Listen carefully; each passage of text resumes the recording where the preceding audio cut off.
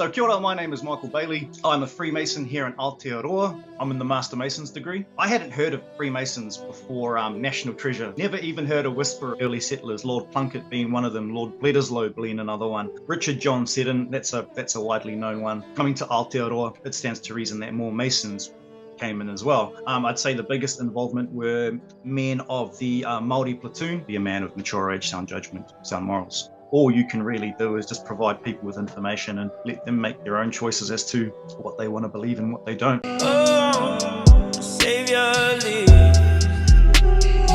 Yo, it's your boy Dave here. Hope all is going well out there. God bless you all.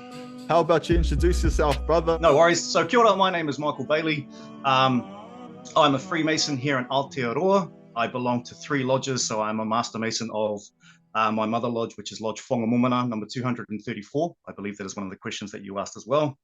I'm also with the Research Lodge. I'm in a guard currently, and then I'll be secretary next term as of next month. That's also here in Taranaki, and I'm also part of the Irish Lodge here, debunked Adams, number 466. I'm also part of 2 Masonic associations, that being the Maori Brethren Association, which is one of 3 recognized associations in Aotearoa, and the Widows Sons, which is the 2nd association that is recognized within Freemasonry here in Aotearoa. And yeah, I was kind enough to receive an invite from our lovely host here, and it's about my story, and hopefully I can answer these questions that you fellas have. Mike, it's beautiful to have you on the show. How's your morning going down there in Taranaki anyway, brother, or Taranaki? Yeah, I catch myself doing the same thing, bro. Those old R's come back. Yeah, so don't feel bad about that. No, the weather's been good, bro. So all is well so far. Still getting into the routine of school holidays, or not school holidays, returning back from school holidays. So first of all, thanks for taking time out of your busy schedule, man. I know that you're busy down there with the tamariki and things like that, so I really appreciate you accepting the invitation to jump on the show. Yeah, it's an interesting one, if people have been watching my show, I've been doing a couple of interesting episodes, a bit off the cuff, but different to what I normally do. But I'm flexible, I'm flexible. I like to mix it up and just talk about things that people are interested in, and Freemasonry is one of them. So I've seen your social media stuff as well, so for people that are sort of might be a bit shocked that, a Mason would jump on the show. Well, the thing is, he's no stranger to social media. He is actually on TikTok. What's the handle, brother? Widows Tama. So capital WIDOS Tama, TAMA. Yeah, and so you share a bit about Freemasonry and things like that on your TikToks, is it? Yep. So to be honest, that TikTok was a complete accident. I started just doing my own random, and I suppose if you scroll to the very bottom of that page, you'll just see me doing my own dork stuff. And I stumbled down one of those rabbit holes, as you very well do, on Facebook. This is also over during lockdown as well, so social media was rampant. It was rampant with flavor. I fell down one of those rabbit holes, saw a blatant lie, answered it, and then it just went downhill from there.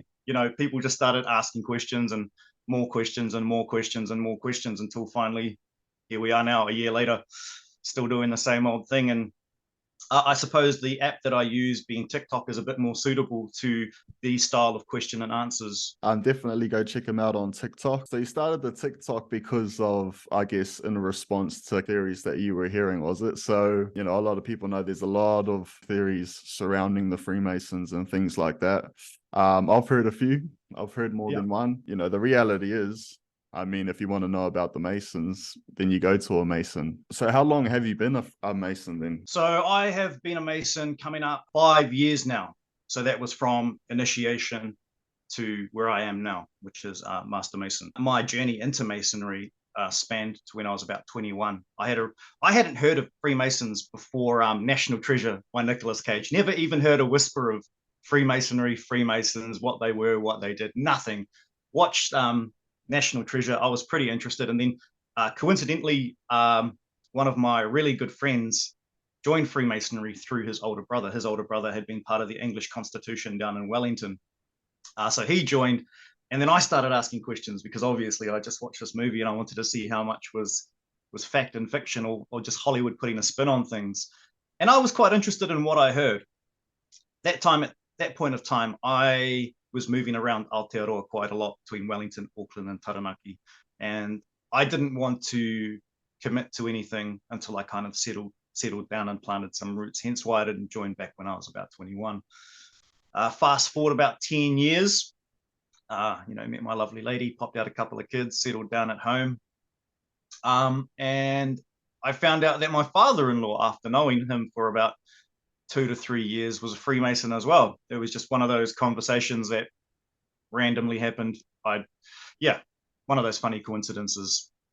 And that's pretty much how my Masonic career started, was just through coincidence. And it was through just some random conversation that happened after a couple of whiskeys. All right. So that's how it began. So the initial interest started when you were in your early 20s.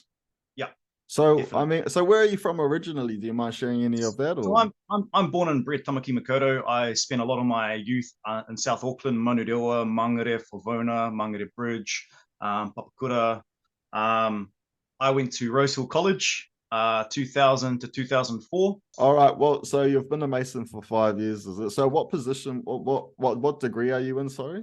I'm in the Master Mason's degree. I'll explain a little bit about that. Yeah. A lot of people think that there are numbers attached to a lot of degrees. That's why you get a whole lot of this 33 degree malarkey. There are actually more than 33 degrees. There are 3 degrees within your craft degree, which is your Blue Lodge. Then you have your 29 degrees, which are within the Scottish Rite, which is your 4th to your 32nd. 33rd being an honorary and an administrative degree. Then you have Royal Arch degrees, you have Cryptic Council degrees, you have Knights Templar, Knights of Malta, you have the Royal Order of Scotland, you have the Red Rose of Constantine degrees as well. And those are all unnumbered. They don't actually have a numerical value attached to them. The only ones that do is your craft and your Scottish. So because everyone thinks that 33rd degree is the highest because they only know of 33 degrees. And that's because only 33 degrees are numbered. The rest of them are unnumbered and are no higher or no lower than any other degree out there because they are operated by a different body. So you're a Master Mason. So can you talk about, so you said that that's the Blue Lodge. Sure. So the Blue Lodge, I'll answer one of your questions as well. So the Blue Lodge being craft Freemasonry as an organized body started in 1717 with the formation of the Grand Lodge of England. And that is not to be confused with the United Grand Lodge of England. That's a totally different body. Now that is when Freemasonry became unified and organized under an operating body. But by no means is that when speculative Freemasons had started. In fact, you can go back as far as 1590 to see that Scotland, which is identified as well as accepted as the birthplace of speculative Freemasonry, they were initiating non-craft Masons back in that time. So in that era, Freemasonry did not operate as it does now. It was an operative craft in the sense that they were guilds of men who actually shaped, worked, and built stone. Actual operative stonemason guilds. And a lot of the change in how Freemasonry operated, which eventually got it to a speculative trade, is the change of the building trade, in which building with stone no longer became the norm. You know, you started seeing different construction techniques, different materials being used. We started using bricks. We started using timber. So carpenters, bricklayers were being used more, cheaper labor, cheaper resources, and that sort of outed the stone masonry or the stone guilds that constructed with stone. And that rise was happening far before 1590. So those guilds were suffering a massive decline in membership. And in those days, the only way to get it, well, the best way to get an education, because you've got to think that educational bodies were, or academic bodies weren't, A, available to the wider public, and B, not an affordable procedure by any means. So Freemasonry started getting, as an operative trade, started getting more men in, called accepted Masons, who weren't operative in the sense that they didn't have any sort of knowledge on the techniques or workings with stone, but they were interested in the studies such as arithmetic, geometry, astrology, all of those sorts of things that were being taught. Obviously, you'd need to know arithmetic in order to be able to measure and cut the stone precisely in order to fit the job. Geometry is a given. knowing your shapes and the dimensions and what sort of structures are stronger than most. And those sorts of lessons weren't being taught. So you'd find things like clerics, you'd find merchants, you'd find administrators who would supplement those numbers with the fall of the operative craft by being patrons or by being accepted Masons who paid a tribute to the lodge to support them in their function. And obviously, as time went on from 1590 to 1770, the operative Mason numbers just absolutely plummeted because their services were no longer a normal or a required method of building.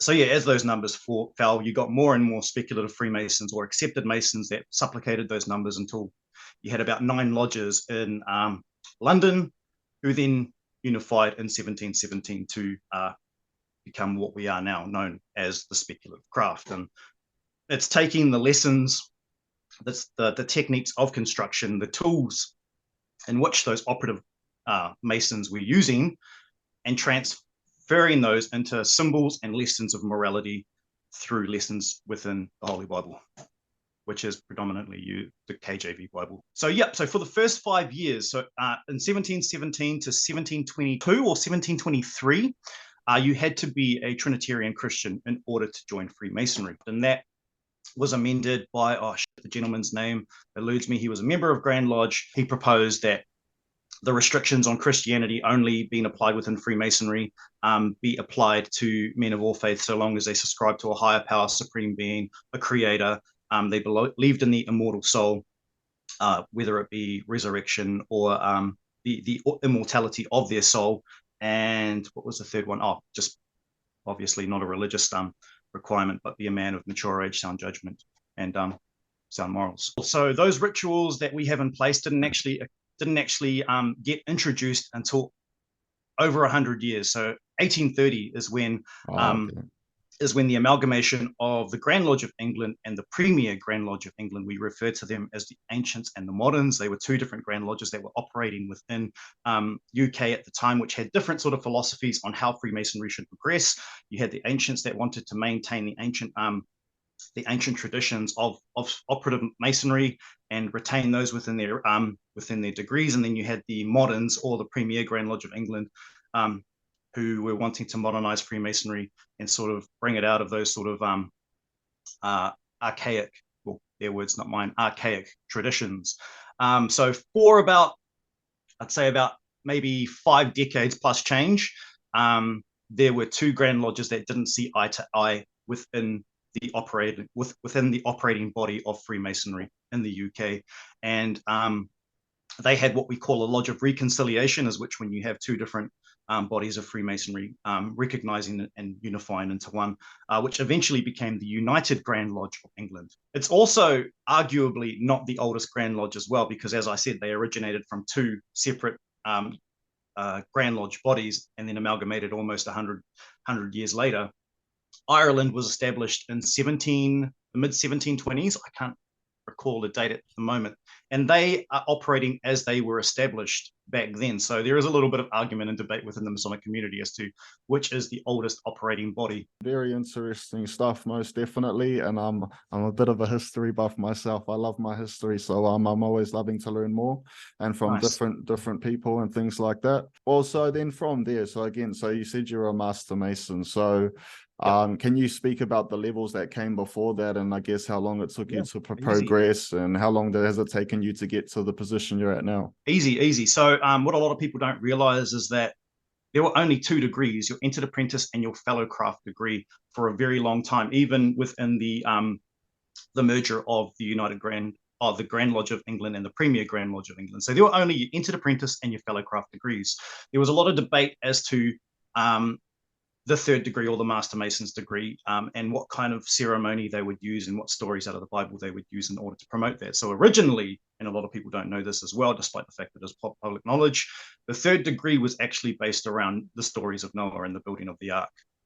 That was supplicated with Hiram Abiff and the construction of King Solomon's temple, and those stories there. The Noah degree is still used in the Royal Mariners degrees, which is a pendant body of Freemasonry kind of on the Royal Arch side. I think you have to be a Royal Arch Mason to join the Royal Mariners. Even though you guys use the Bible, you aren't Christian, are you? Because you No. don't, you aren't Christian. No. You just, so in other lodges in other parts of the world, they use the Quran. So it's just a representation, isn't it? Let's make this very clear and let's get this very straight. Freemasonry is not to be a replacement for your church, for your faith, or for your spirituality, should you have one. And that is done within your obligation as an entered apprentice Freemason. That is made very, very clear, as well as any commitments that you have to your family or to your work. Those should all come before Freemasonry. Now, you're correct. Although we do have our volume of the sacred law, which is predominantly in most countries, depending on popular religion, as we are predominantly Christian here in Aotearoa. It is mainly the King James version of the Bible, but it is up to the lodge to agree what sacred texts are placed on that altar. But like I said, because Aotearoa is predominantly Christian, especially within the Masonic community here, the volume or the sacred text which is predominantly used is the KJV. But you're correct. You could either have the Quran or the Torah. You could even have the Bhagavad or you could have multiple sacred texts. It just depends on the representation within your lodge. I took mine on the KJV because I would consider myself more spiritual than religious, and I was baptized Mormon, but I never really got into Mormonism. I only went for my nana. I love my nana, and she was a devout Mormon, and that was part of the rules. You know, if you wanted to go to Nana's for the weekend and play Lego, you had to go to church on the Sunday. So compromises were made. Yeah. So you are correct. We are not a religious organization. We don't offer any path to salvation. We don't have dogma. We don't worship. We have a prayer to open and close the lodge, and maybe have like a karakia or a prayer when we're about to have something to eat. You know, when we have refectory after our meetings. But yeah. We definitely don't subscribe as an organization to any one religion. There are some grand lodges which require you to be of Christian faith. So that is specifically Swedish Freemasonry. You have to be Christian in order to join Freemasonry there.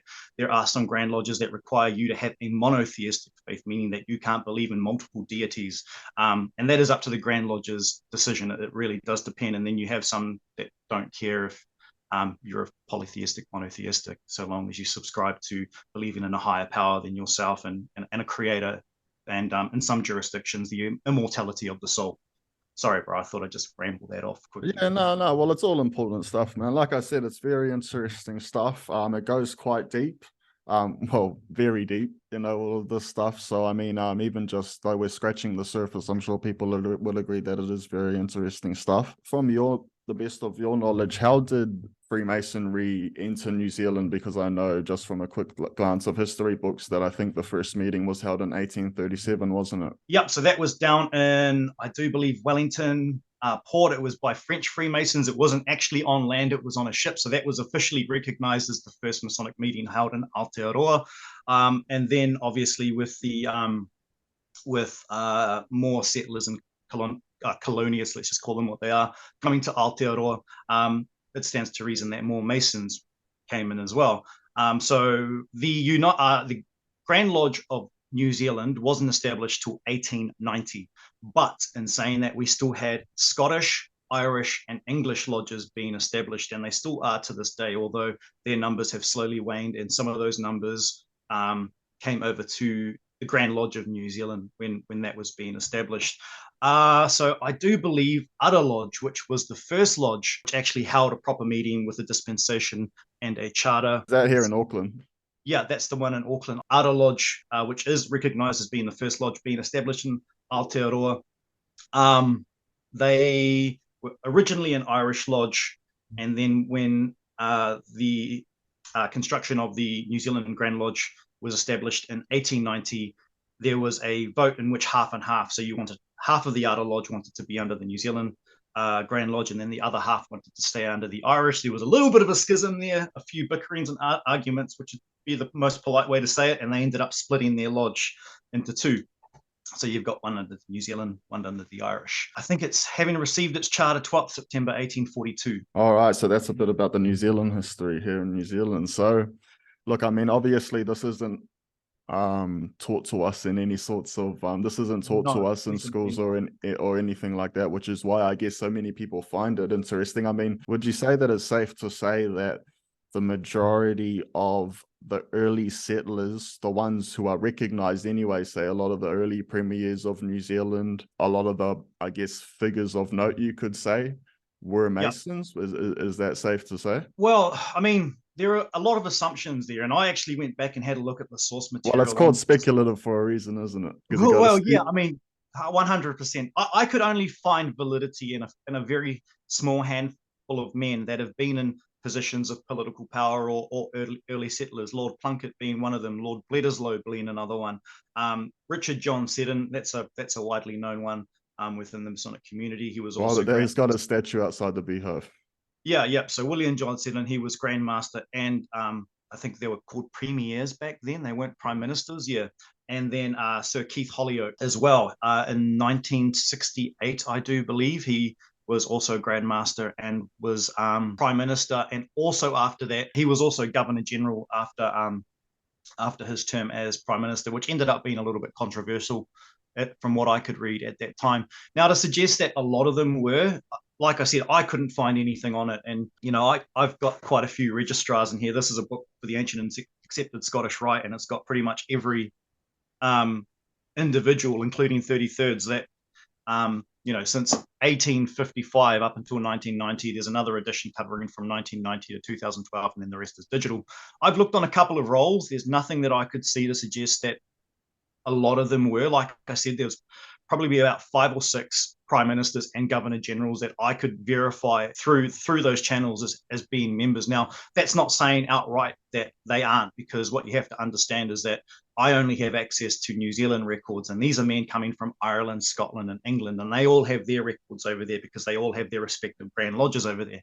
So that's not me outright denying. That's just me saying, well, it's quite interesting that a lot of these claims are being made because there is nothing publicly to state that they are. And even within the official channels, they would have to go back to England, Scotland, and Ireland to verify those accounts. So the ones that have come over to New Zealand and joined New Zealand Freemasonry, yes, those are things that I can confirm. And even for his brief time, what's that guy? Who was the guy that took over National after John Key bailed? National politician, I forget what his name is. The name will come to me. Well, okay, well, from there, so what is your knowledge of the history of Maori being involved with Freemasonry? To be very, very honest, Maori haven't had too much involvement within Freemasonry. I'd say the biggest involvement were men of the Maori platoon, or the Maori battalion, joining Freemasonry. But I mean, you've also got to consider that Freemasonry came into Aotearoa. Let's be honest with it, Maori were very much prejudiced. Like I said, since 1890, when the Grand Lodge of New Zealand was being established, there were Maori that had joined Irish, Scottish, and English lodges, but very, very few and very far in between. Mostly Irish lodges, actually, because Irish have a history of not really taking into account race. You have to just look at principal masonry, which is African American masonry, and the United States. So the Maori Brethren Association is like a sort of like what the Prince Hall is in. No, definitely not. So Prince Hall is its own operating body. They have their own Grand Lodge. They operate within their own jurisdiction, and no Grand Lodge outside of Prince Hall can tell them what to do. They are very much their own thing, and good on them as well. Like, they had to establish themselves in a very racist time in America. Their establishment is wholly legitimate. They're wholly recognized. They've got their own work. They've got their own Grand Lodges. They've got their own independent lodges that are active within their jurisdictions. There has been recognition within the United States, and in my opinion, it's been a long time coming and way overdue. So recognized between mainstream Freemasonry. I hate that term. Mainstream Freemasonry and Prince Hall. So there is recognition, and recognition is a big thing within Freemasonry. If you're not recognized, then you're pretty much a dud, in a sense that you can't travel and visit other lodges in other countries because your Grand Lodge isn't recognized. So the Māori Brethren Association, we function within the Grand Lodge of New Zealand. We aren't our own Grand Lodge. We aren't our own operating body. We're just a lodge of Māori men who are looking at promoting Māori traditions and ideals within Freemasonry and supporting Māori men who might be coming into the craft. So I look after the Taranaki district, and we have other brothers scattered throughout Aotearoa. So pretty much the plan with the Māori Brethren Association is if we have a Māori being initiated into Freemasonry, we go and show as the Māori Brethren Association and support them through their degrees, and even perform the Māori second degree. And if a Māori Master Mason takes the chair, which is Master of the Lodge, then they'll be produced with the Māori working tools, and the raising of a Māori Master. That was interesting as well. So the Māori battalion were Masons as well? Not all, but because a lot of Freemasonry earlier on into settlement were military lodges, in which what they were lodges that traveled with that battalion. So when you had a battalion, you were part of that lodge, and that lodge traveled with you. And a lot of those lodges had something that we call a peripatetic charter, which allows them to confer meetings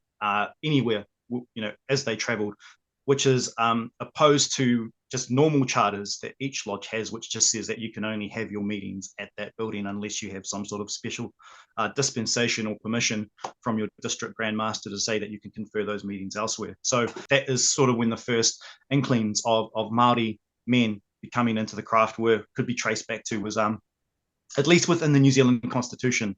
Like I said, there are still Māori men that join the Irish, English, and the Scottish, but those records are with their Grand Lodges respectively. So it's not something that I could talk about and be confident in the information that I'm giving you is accurate. Oh, okay, so that's sort of looked at as a bit of a trigger point for more Māori to join the craft. So with the Māori Brethren Association and that, so I guess what you're saying is you're sort of like making some changes here in New Zealand and making it more Indigenous.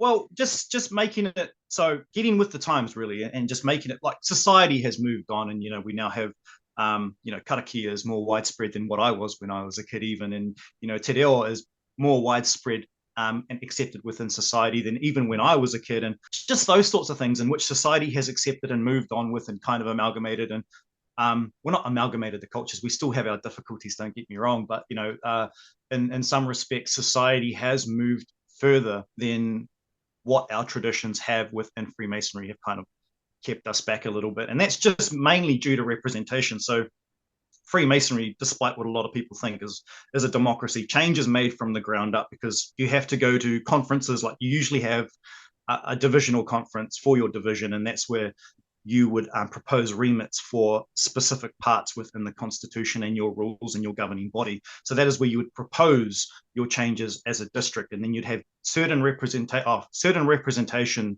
from lodges within that division that will vote. And it can be anyone that just turns up that day. It's not restricted to any particular person, or one lodge might decide to appoint a single person to represent the entire lodge with their unanimous decision. It very much depends. Or like, let's say if you've got some Māori men within the craft that want to introduce, some traditions, or even just pay homage to our Māori heritage, you've got to propose that from the bottom. You take it to these divisional conferences, you propose a remit, that remit is voted upon, and then those changes are taken to the next Grand Lodge conference, in which another vote will be done. So let's say the last 50 years, Freemasonry has predominantly been Pākehā. Now we've been getting, especially, Generation X, Generation, Millennials, and Generation Y, or whatever the next one is after us, I forget.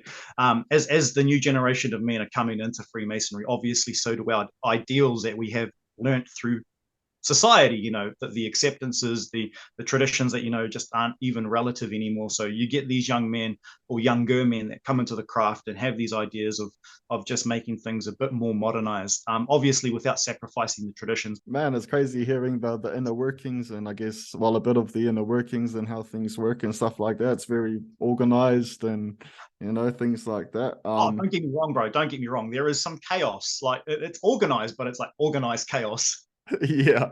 Like, do you know of any other sort of well-known Maori who were Freemasons, or there hasn't really been many? Or I like I said, that would require me to do a little bit of digging. Now, it's etiquette that you don't say someone is a Freemason unless they themselves have said it. It's not a secret. It's just private, and it's kind of like not your news to share. So if they haven't shared it, then I won't, just out of respect for that. Māori coming into Freemasonry is something that's only really occurred over the last 50 to 60 years.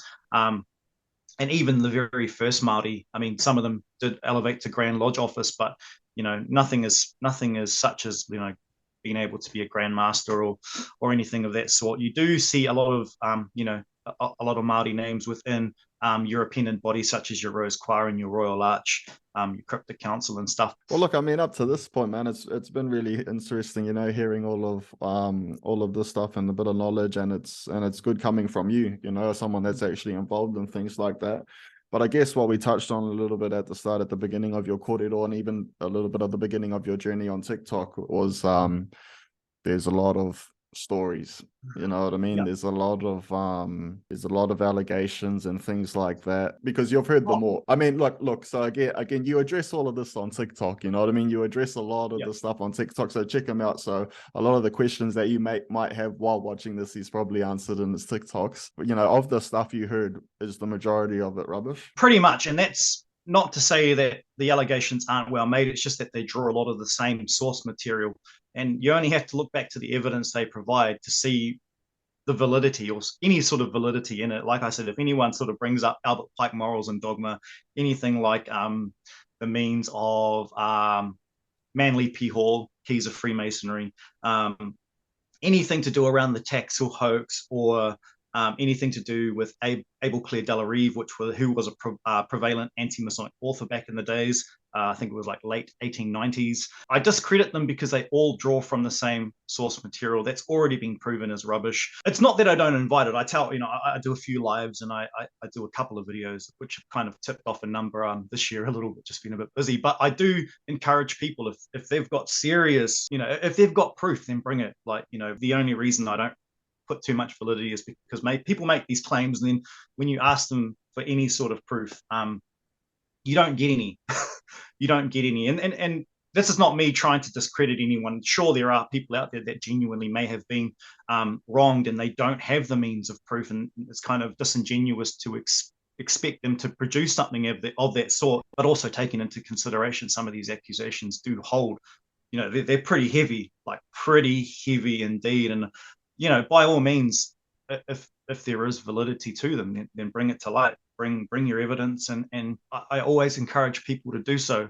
And we can go through it together and whatnot. It's just I haven't really seen anything yet. I've heard everything under the sun. I've heard heaps. Well, look, man, first of all, massive respect, man, with what you do with your TikTok and things, and just how you are open to this line of communication and things like that, man. I mean, I think that's just awesome on your part, to be honest. You know what I mean? I think that's just so cool, because you come across as a real good dude, you know what I mean? But there are a lot of people that have misgivings because of the Freemasonry stuff and the allegations and things like that, and I completely understand your position as well. You know what I mean? Because I could be so kind to touch up on that, like on just off the back of what you're saying, and sorry for interrupting. I'm not trying to convince anyone. I'm not trying to say, hey, this is the truth and the whole truth and nothing but the truth. You got to believe me. Whatever you heard is bullshit. All I'm offering for people is a different side of the story, and we're all adults.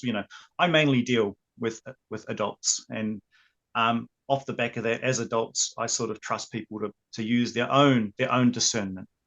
Use their own common sense to kind of look through both bits of the evidence and just figure out which one just sounds a little bit more reasonable and which one just sounds just a little bit of plaque. And that's, at the end of the day, that's all you can really do, is just provide people with information. Because at the end of the day, even though Freemasonry is a society with secrets and all of that, at the end of the day, it is all online, isn't it? If you look in the right, if you look in the right places, you're going to find it. You'll find. To be honest, we live in an age of information and technology. Our generation is very well blessed in the fact that our forefathers, our grandfathers, our great-grandfathers wouldn't have that access to information. With the internet, a lot of lodges and a lot of grand lodges were quick to the mark. A lot of them weren't. Like, a lot of jurisdictions were very, very slow to get in online. And that's, again, attributed to how I was saying, every change happens from the bottom up, and you get a lot of these older Masons who see the internet and like, no, we don't want this on the internet. Little do they know there's a shit ton on the internet.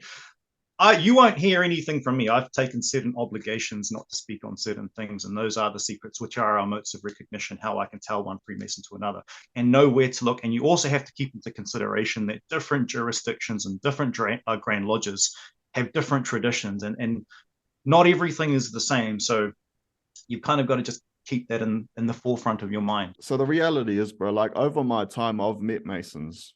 You know Yep. what I mean? So I got asked to join. You know what I mean? I went camping one time through my network of friend, and one of them was a Mason. And man, we got on like a house of fire, me in the sky. You know what I mean? And he ended up asking me to join. He said that him and another guy would sponsor me in. And Nice. I just didn't end up going there. And he was a real good dude. You know what I mean? He Yep. was just the nicest guy ever. Yep. But I mean, I'll be honest, when he talked about the rituals, not that he went into it, but that's sort of like it has massive spiritual implications, especially because the difference is with the Freemasonic oaths is that they're death oaths. Okay, so those obligations, all those oaths, were not thought up by some Masonic brainchild in the early 18th century. They are actually derived of old mariner obligations and oaths, which were also taken by men within service, whether it be law, whether it be service, basically civil service as well. Now, the biggest problem, and this has also been a debate within the Masonic community, especially around a lot of our Christian brethren within the craft, has been whoever wrote, when those obligations were being made, or those oaths, it should have been clarified that they were symbolic only, because by calling them ancient penalties of the obligation, it implies that these penalties are actually enacted out when one breaks their obligation. Far from the point, and actually isn't the case. There's no historical evidence to suggest that those penalties have been enacted when a Mason talks. And obviously there's someone's talk, because there's heaps of stuff online and whatnot, but the history of them is not Masonic. Those oaths and variations of them have been used, have derived from mariner oaths and obligations in the 16th century. I mean, here or there, I'm just giving a bit of historical knowledge. I'm not really imparting anything else other than that. But yeah, no, thank you very much for clarifying that difference as well. I guess, yeah. Look, I got asked, you know what I mean? So, I mean, these rumors and things like that of, you know, that there are the higher levels. Yep. You know what I mean? So we're talking, well, you know, again, thanks to the internet, it's a lot of the information that's gathered is saying that above the 30th degree, they become involved in darker stuff, satanic ritual type stuff. These are the rumors and things like that. I mean, what would you say to things like that? That me being very PG about it, but let's just say they're involved. I've heard it all before, and that accusation actually differs from who tells it. Sometimes it's above the 30th, sometimes it's the 31st and the 32nd, sometimes it's only the 33rd. Now, by addressing this first, there isn't a consistent story as to where these Luciferian doctrines are seemingly installed into these degrees, because no one can really decide uniformly whether it's the 30th, 31st, 32nd, or 33rd. Now, there are many other 31st, 32nd, and 33rd degree Masons on TikTok that address the same thing. And 33rd degree ceremony is publicly attendable. It's not secret. You don't have to be Mason. And being an honorary degree, it is much akin to our service degrees, which are our service awards, which are like your 30, 40, 50, 60, and 70-year service honor. And those ceremonies as well, you know, you don't have to be a Mason to attend them. You can have friends, family attend them as well, because they're not done in an open lodge. That is the same with your 33rd as well. It is an open ceremony. Friends, family, wives, they all come to that degree. There are no secrets conferred in that. As I said, it's only an honorary and an administrative degree, much akin to how Grand Lodge operates within the Blue Lodge. There are a lot of claims, and a lot of the sources that are used are made by Abel Clare and Delarive, who was a very strong opposer to Albert Pike in the late 1890s, early 1900s.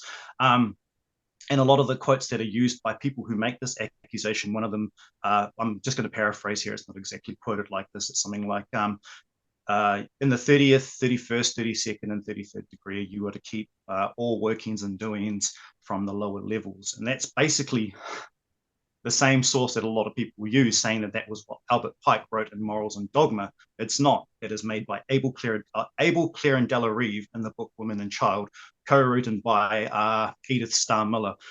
Those two individuals were very prolific followers of Leo Taxil, who perpetuated the Leo Taxil hoax, and where a lot of the satanic claims came from. So for 15 years, Leo Taxil perpetuated a hoax on both, well, pretty much just a big middle finger to both the Catholic Church and Freemasonry.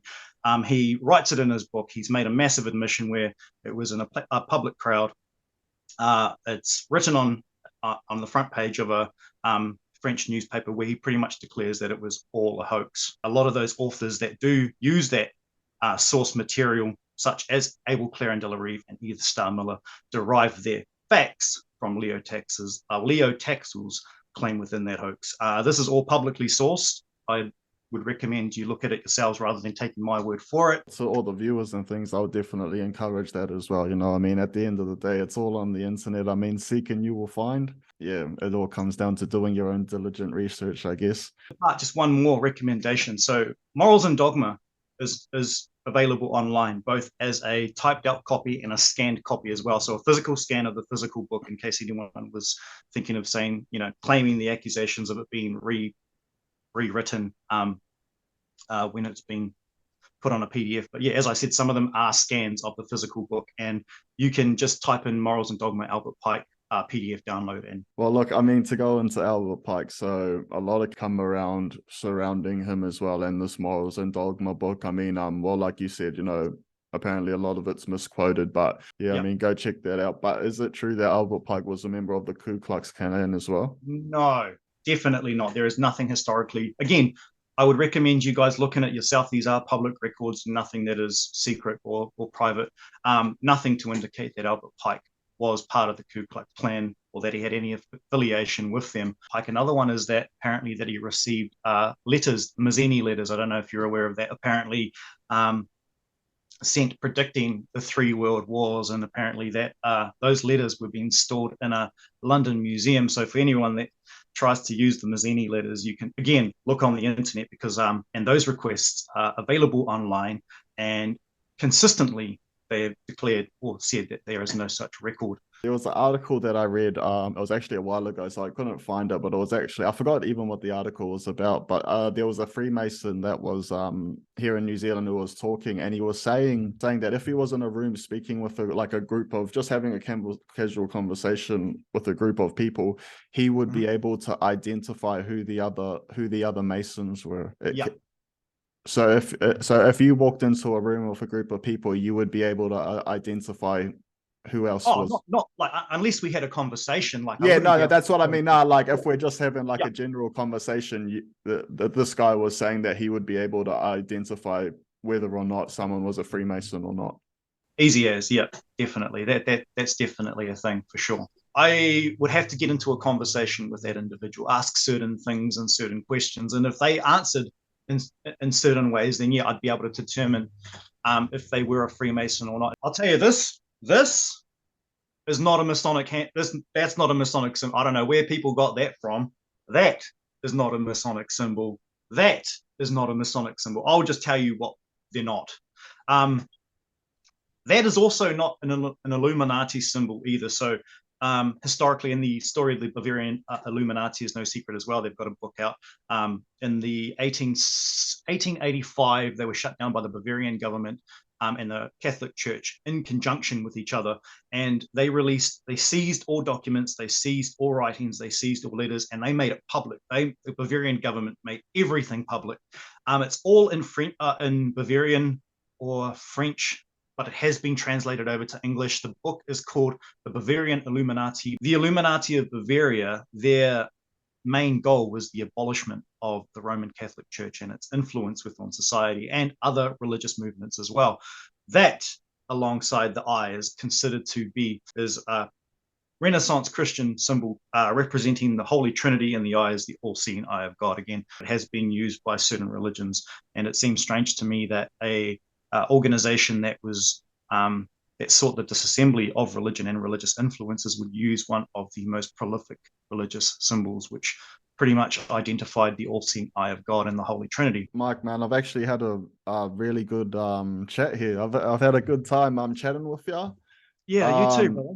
Look, I mean, we're coming towards the end here now. So, I mean, what what would you say, you know what I mean, to people that are more interested in Freemasonry and things like that? What would you say to them?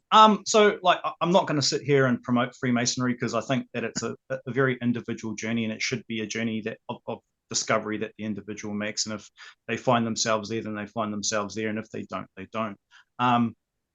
For those that are interested, though, I would state, for these accusations, look into the sources, look deeply into the sources, and where they derive a lot of these claims from.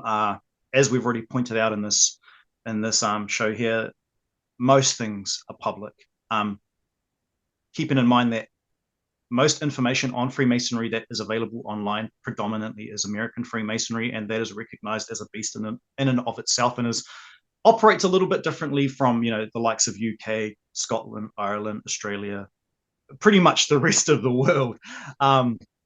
So just be mindful and make sure that what you are researching is specifically pertains to the jurisdiction in which you are interested in. There are many Grand Lodge websites out there. Uncle Google is your friend in this respect. All you have to type is the Grand Lodge of your area, your district, your country. Boom, redirected to their website, and they have all the necessary information, all the lanes in which you need to find that information out for yourself. But yeah, I mean, ask 100 questions, ask 100 more. Even if you're a little bit hesitant, don't join. And I say that strongly. Like, if you feel any hesitation, don't join. Join when you're ready, and only when you're ready. Don't let anyone try and influence you or strong arm you into joining, because it might not necessarily be for you. And time is your most valuable commodity. So to waste it on something that does not benefit you is insanity in my mind. So yeah. All right, thank you, Mike, so much again for taking busy time out of your schedule. And it's been awesome. I've actually really enjoyed this chat. I'm looking forward, if you're ever in Auckland, man, definitely hit me up. We'll catch up for a coffee or something like that for sure. Very much, very much. Again, I'll leave your TikTok and that in the description. So if anyone did have any questions or anything like that, you can just ask the man directly, and I'm sure he'll be, if he finds the time, he'll be sure to get back to you. So again, brother, really appreciate you accepting the invitation to jump on, and we'll talk soon anyway, brother. Beautiful. And let me just extend this out and say thank you very much for being a wonderful host. It's been awesome talking to you, brother. Very mellowed out situation. I've been in some podcasts, bro, where my asshole is puckered to the chair just because it's like, man, how's this gonna go? But it's been chill as, and I very much do appreciate you and your time. And that 1.5 hours flew by, and I think that's just a testament to how well of a host you are, and the engagement that you have. But yeah, thank you very much for your time and your flexibility in rearranging this 2 or 3 or 4 times, or however many times it's been. I very much do appreciate that, brother. Thank you, mate. Thank you.